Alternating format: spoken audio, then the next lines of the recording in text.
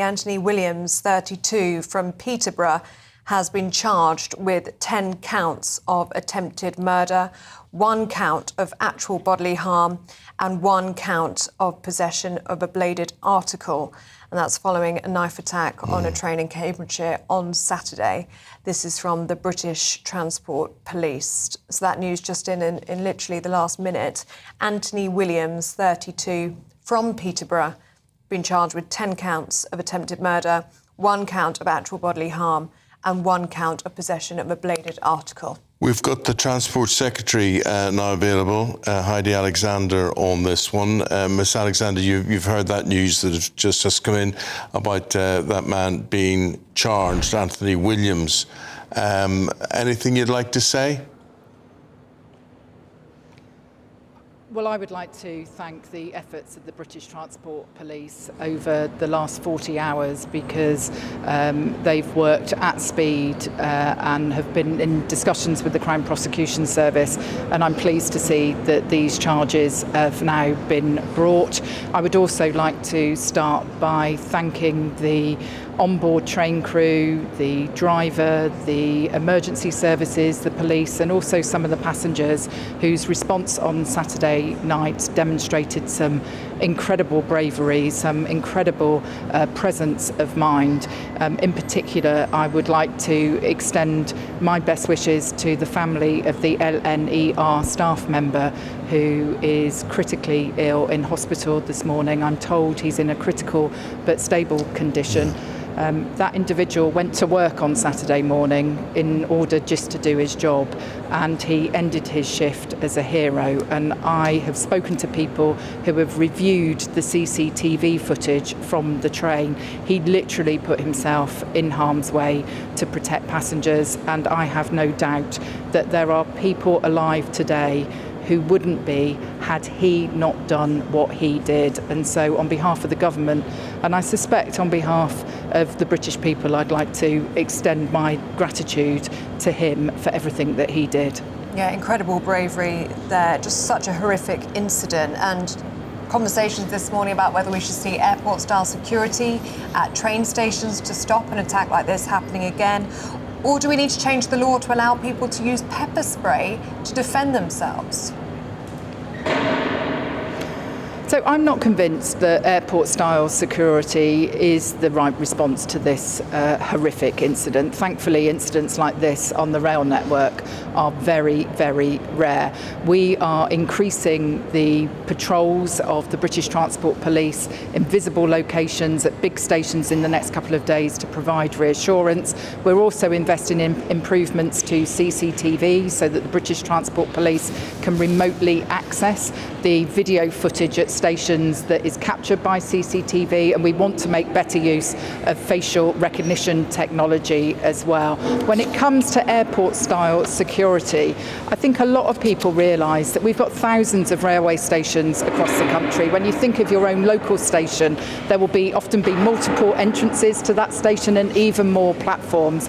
And so what I don't want is the one-off acts of people like this individual to actually then make life so much more inconvenient for everyone else. I don't think it's practical to introduce airport-style security at our railway stations, but that's not to say that I don't understand why people are asking this, and that's also not to say that we aren't reviewing security on the rail network, as we do as a matter of course, and we will do, obviously, after this incident as well. It's interesting, Heidi, that you just said there, you know, you're not there to make things more inconvenient. A lot of people would say, well, by carrying out those actions, you're just making things much more safe. So I want our railways to be a safe space. The British Transport Police are dedicated to policing the railways. We have to make sure that we deploy those resources that we've got effectively and efficiently. I think most reasonable people, whilst they will be absolutely horrified by what happened on Saturday night, will recognise that given the nature of the rail network, introducing those sorts of airport-style scanners is not realistic, but that's not to say that we are in any way complacent about the safety and security of the travelling public. We need to crack down on fare evasion to make sure that people aren't accessing the network who shouldn't be there. If people are seeing things that are happening on trains that they're concerned about, they should just text the British Transport Police on 61016. We've got those mechanisms in place to make sure that the public can report things that they're feeling unsure about, and I'd encourage any of your viewers to do that if they are on a train and are feeling unsure. Yeah, utterly terrifying, and the almost randomness of it, I think, is something else that's terrifying. And you just said there, Eamon, in terms of, like, you know, what next, where next, and it does add to a sense. I think a lot of people in this country, and it's very, I do like to stay away from, like, politicising things that are horrific like this, but it does probably add to a sense that a lot of people feel in this country unsafe. It doesn't feel like a safe country at the moment.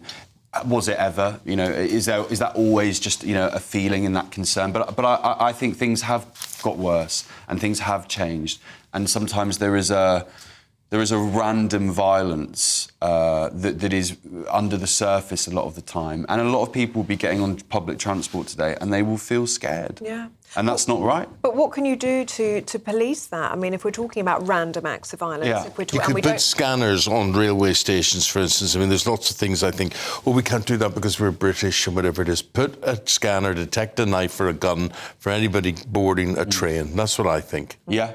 I mean, that's a common sense approach, you'd think. I think the other thing as well, which is maybe a harder pill in a way to swallow, is that we probably need to think about things like stop and search more. I think there are, you know, as you sit here in London, for example, you know, knife crime and violent crime has completely spun out of control. And it has done for many years. You know, you've just opened a political can of worms there, whatever it is. And I think, you know, I would be, if a police officer stopped and searched me, would I have an issue? No. I wouldn't have an issue with it. I think, there you go, there you are. That's the situation. And look, like, but it's politicised. That is politicised. It is politicised. But, you know, when people, if you speak to the mother of, you know, let's say her child who's been, you know, stabbed to death, and we see that to horrific numbers in major cities across this country, including London. If you ask that mother, would you have liked a police officer to been out there who stops and searched the person who killed your son?